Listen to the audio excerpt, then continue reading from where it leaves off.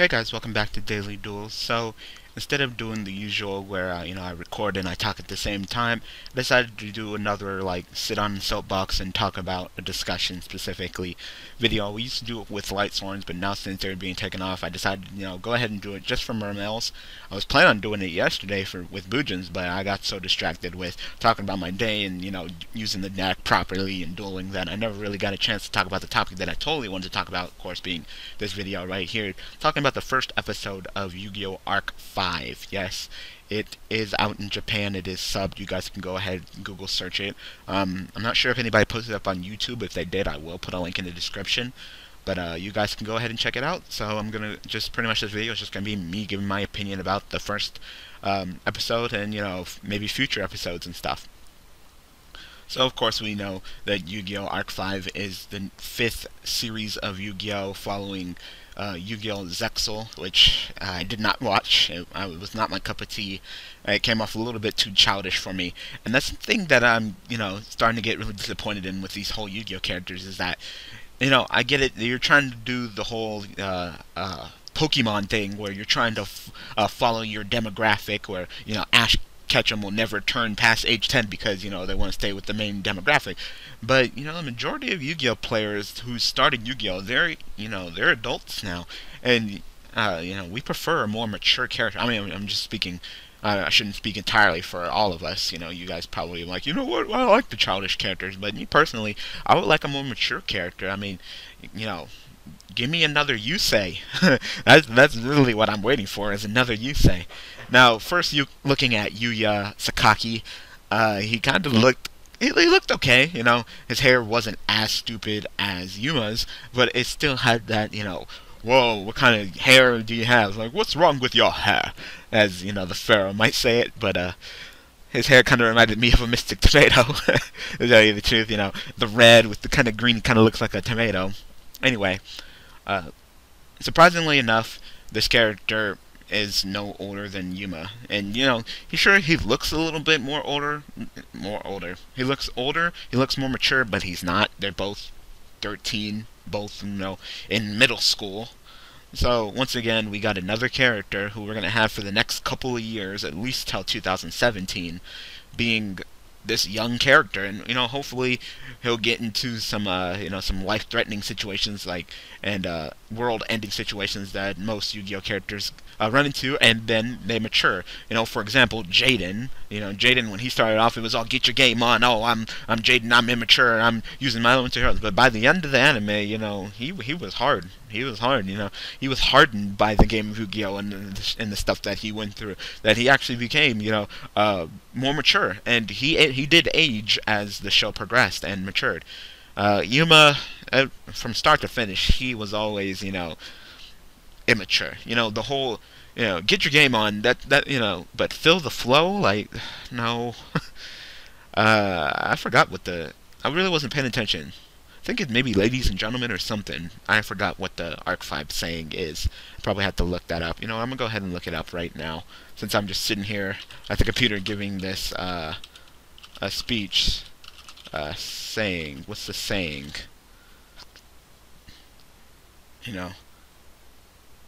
No, it's telling me stuff about excavating and stuff. I don't know. I forgot. I'll probably remember it eventually.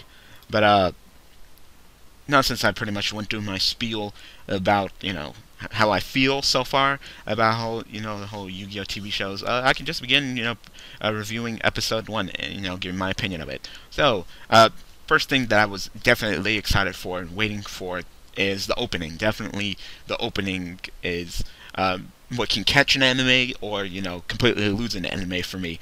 And, sometimes it could be great, as in definitely the Yu-Gi-Oh! 5D's first opening in Japanese, that caught my attention, or it could be just utterly crazy and psychotic, like the Yu-Gi-Oh! Zexal or Zeal opening in Japan, the first opening, where they just blurt and throw a whole bunch of freaking words at you. If you guys haven't heard those openings, I will go ahead and put the links in the description of this video. But this opening was not that bad. It was what I was expecting it to be. kind of childlike, like I said, for demographic. It has one badass part where I'm just like, if the whole song sounded like this at this part right here, then the song would be like, wow, the song is awesome. And I think it's like 33 seconds in, I want to say. I will also put a link in the description for the opening for, of course, Arc 5. But the rest of the song was kind of the childish, the believe, electric buddies. I'm like, okay, of course, we got this really immature song. But like I said, that one part just sounds so badass, and it's just like, yeah, whole song was like that. I'd have to give this song an A+. So overall, I'd give the song like a C+. Because it's just not just the song. Now the actual intro and the videos really bright and colorful. Like I said, the link in the description, you guys can go ahead and watch for yourself. But really bright and colorful. All his monsters have top hats. Like I said, Yugioh is an entertainer. He wants to be an entertainer duelist of the world. He likes to say, "Ladies and gentlemen, be the center of attention." Definitely not the Yusei. Yusei is still, despite me being Yubel Mastery, and you think, oh, he likes Jaden the best. No, Yusei is my favorite. And that was also my favorite series. 5Ds was also my favorite, too. But, I'm just gonna now start reviewing the episode. So, it begins with him dueling one of his friends, and, they have like this new system where it's like kind of like this virtual reality creation where they can create images, and they're solid images. And it seems like they've actually done that in the past, like especially in Yu-Gi-Oh! First Series, when when Kaiba Corp was creating their holograms, and Kaiba was like, oh, you can totally get hurt by this, and people were getting punched by Obelisk and Tormentor. People were actually getting hurt by those holograms, and then they kind of stepped away from the whole hologram thing with Zexal, with their little D-gazer, so it's kind of like virtual reality. But this one, it's like solid and materializes, and Yuya plays the hippo. He hops on the hippo. He rides the hippo.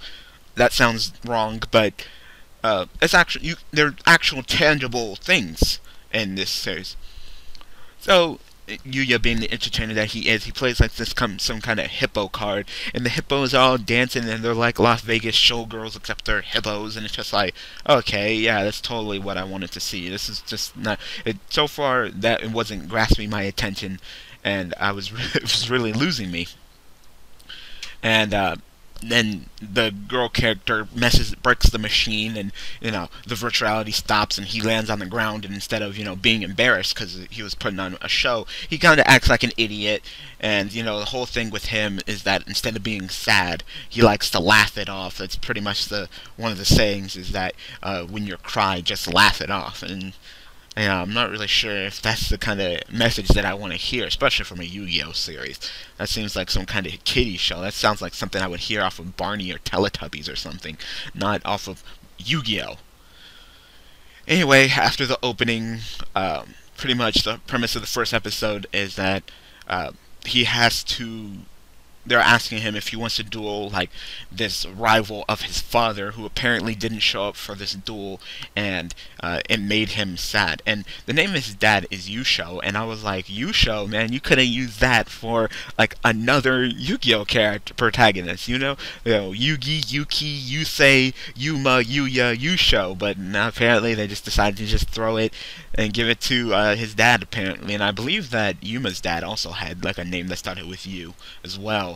But I feel like eventually they're gonna run out of all these U names, and they're just gonna just try something different. I don't know, and I'm worried about that because it's obviously a thing with Yu-Gi-Oh! Is that every protagonist has their name start with U. All of them. Even Jaden, technically his last name was Yuki, so that's still I would let that pass. Even if your last name is U, I don't mind.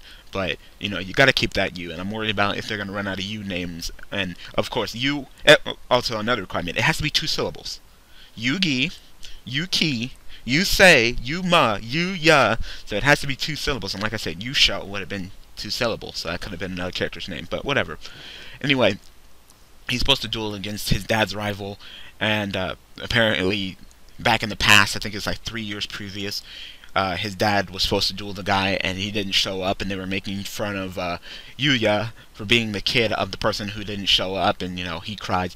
And if you guys haven't seen Yugioh, he has these goggles on his head, and I don't know if that's some like some dual Digidestin, like, Digimon, because, the main character's Digimon, they always have the goggles on their head. And he literally used the goggles, the actual part when he's crying as a kid, and he has the goggles over his eyes while he's crying, and his dad takes off the goggles, and tears pour out of the goggles, because, of course, the tears would be pooling inside of the goggles. He's, like, drowning his own eyeballs in sadness. And his dad, shows him the whole necklace thing. There's got to be some, key generic thing, Millennium Puzzle, signer marking, necklace, something along those lines with, Yugioh and the protagonist. So he apparently has, like, some kind of little pendant. And his dad was all swinging it, and he was like, oh, you need to use the pendulum, and, keep your spirits up, etc., etc. And it's just like, I guess. I mean, really, I want to see, and I'll continue watching to see this, but I want to see the pendant actually be relevant. Because as of the first episode, it really just seems like a little charm. It just seems like a necklace you can go down to your mall and purchase and wear it. It doesn't seem like it has any relevance so far. Besides, I guess, an heirloom that his dad. I mean, they didn't specify where he got it from. Maybe an heirloom from his father. I don't know. But so far, it really doesn't seem like it does anything. So, Yugioh decides to take the challenge and duel against, the big boss guy. I'm not sure if that this character is going to be the rival of the television show. I don't think so, no. The rival is a different guy. So this guy is just, like, some irrelevant, just boss Yugioh guy, and I'm assuming that, Yugioh's going to beat him. In the first episode, the duel isn't over by the time that the first episode is done. So he decides to take the challenge and duel. And when they get to the duel, they establish a whole new dueling system. One of the key things that I liked is that when the duel started, they each drew 5 cards, and the guy who was talking to you, he said, you can go first, but remember, you can't draw. So pretty much they included the whole rule of OCG, the ruling where, you only start off with 5 cards, player going first. In the TV show, so now we know. But they have this new thing called action duels, where when you're like in this virtual reality arena, and when the duel starts, a whole bunch of these action cards, which are a whole new, different type of card, go flying in the air, and, you are supposed to, run around and pick them up, but you can only carry 1 action card on you at a time. So, Yugioh starts the duel. Also, I must mention that when the duel supposedly starts, the guy was like, oh, I'm gonna challenge Yugioh, and then they say Yugioh, and he doesn't show up, and everybody thinks he's ditching, and he's behind the guy in a clown outfit. Yes, he's dressed up as a clown. Ah ha ha ha, that's funny. No, it's not. Stop making my Yugioh protagonist look like a dumbass. I'm sorry, I don't like that. I want my Yugioh protagonist to be a badass, not a dumbass. I'm sorry. I want another Yusei, not another Yuma. It really seems like you're giving me another Yuma. So, he's dressed up as a clown. He looks like an idiot. And then he takes off the clown mask, but he's still wearing the clown outfit. So then the clown outfit's kind of poofy, so he just looks completely stupid. Anyway, he starts off the duel. He plays his little hippo, which we've all seen, and we thought, like, okay, wow. So this show's going to be stupid because of the stupid hippo that he's riding on. Like, that was probably the most off-putting thing about the whole series. As soon as you saw Yugioh on that damn pink hippo, you're just like, really? So he summons the hippo, he hops on the hippo, and he starts running around. And, everybody thinks that he's running away. The rival guy, he does the battles. What are they called? Those old cards, like the lava battle swamp guys. He plays a spell card, which allows you to summon 2 level 5 beasts from your hand. That card would actually be pretty good. Just activate it, summon the 2 beasts, and then he tributed 2 beasts for this other beast card that he has. It's like a 3000 beater that can attack twice. And he tries to attack Yugioh's hippo, but then Yugioh actually got one of the action cards that blocks an attack. And these action cards, like I said, they're scattered around the arena. You pick them up, but you can only have one. Hold on to one of them. He picked one up, and they're like, I want to say they're like quick play spells, but you can play them during your opponent's turn, but yet they're in your hand. Because a quick play spell, you got to play it while it's on the field, but for some reason you can play it out of your hand. So it's kind of like he activated, kind of like a battle fader or so scarecrow, essentially. So he blocked one attack, and then the guy, like I said, the ogre guy, he can attack twice. So he tried to attack the hippo again, And apparently Yugioh got this other card that was called Miracle, where you like block the attack and you take half the damage. So Yugioh's Hippo survives. Passes it to Yugioh. During Yugioh's turn, the Hippo can be apparently used as a tribute for two. So it's like a generic. You know how they have those monsters that could be used as a tribute for two, like the effigies or Kaiser Seahorse that can be used for two tributes. So he tributes his Hippo, because it can be used for two tributes, to summon his Odd Eyes Dragon. And I know you're thinking, like, wait, Odd Eyes Dragon? I thought it was called Odd Eyes Pendulum Dragon. Well, I'll get to that. So he tributes it for his Odd Eyes Dragon, who apparently, if it destroys a monster with level 5 or higher by battle, your opponent takes, I think it's half the attack, or either whole the attack. I can't remember. I think it's half the original attack. I believe that's it.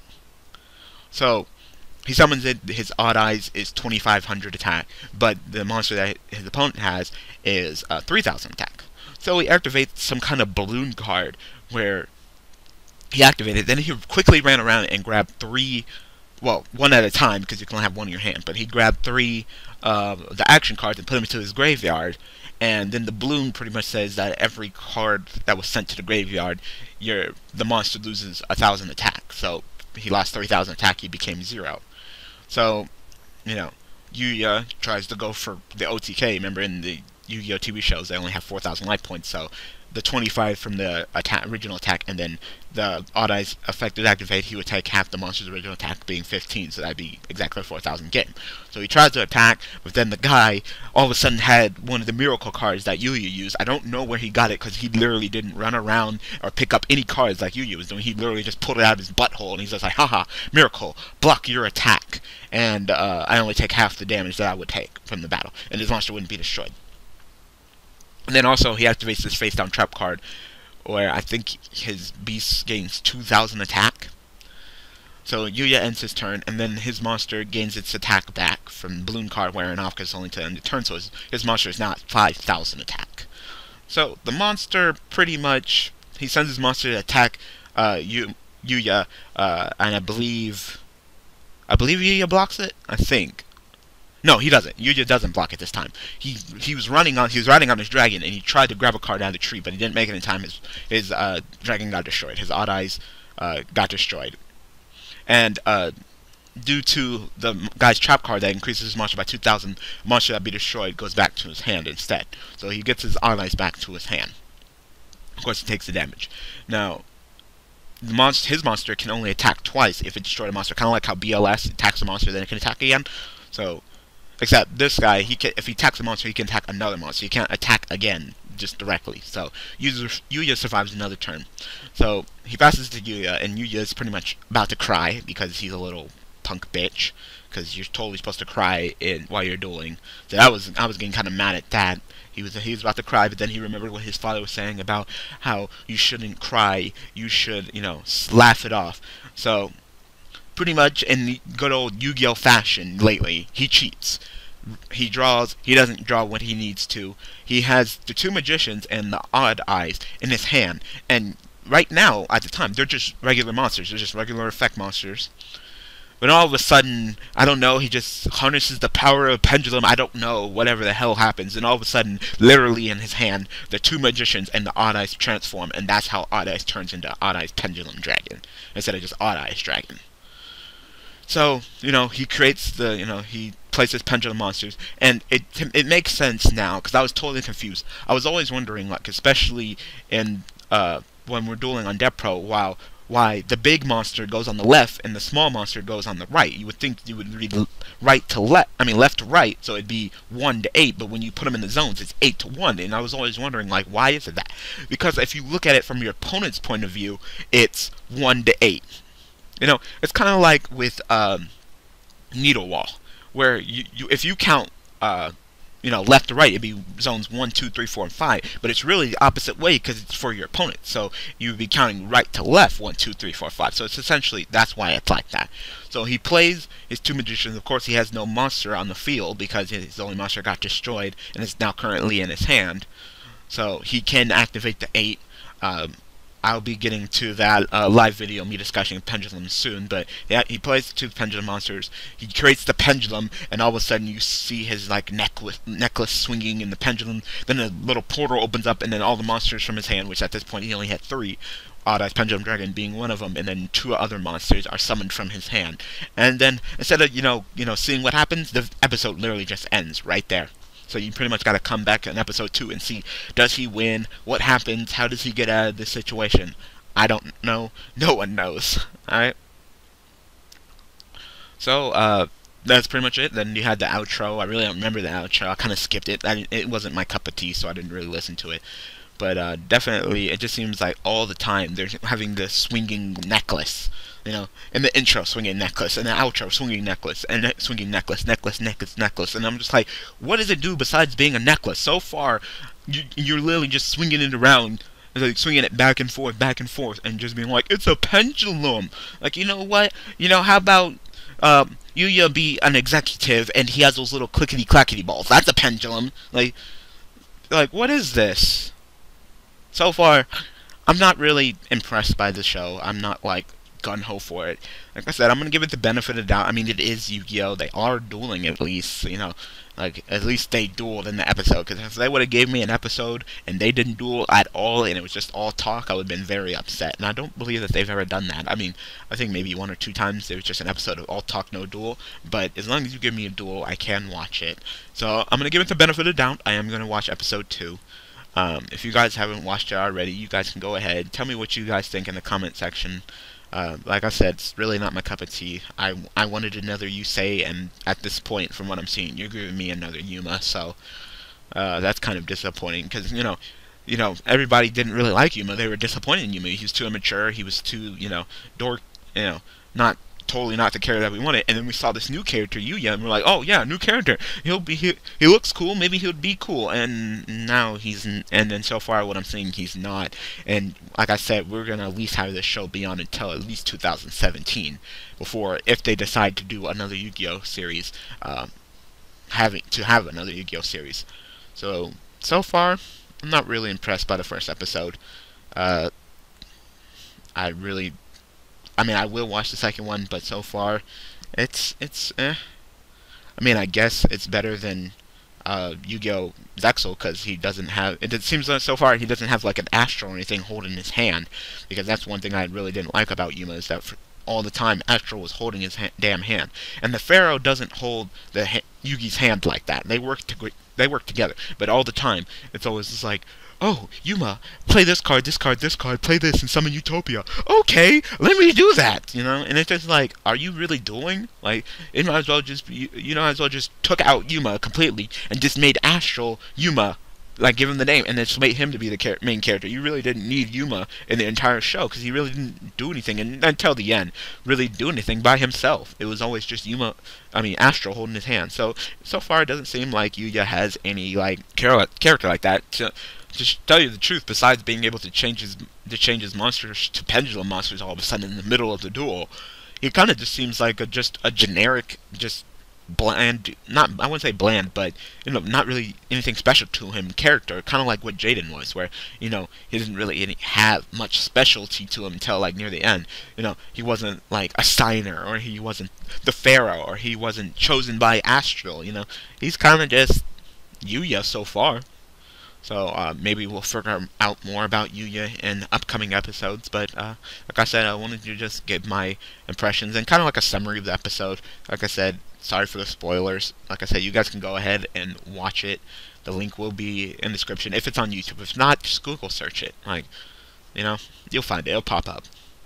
But like I said, so far, not really impressed. It looks like another Zexal. It kind of looks like, just like what I did with Exo, I watch so many episodes and then I'll just drop it. I'm getting that impression.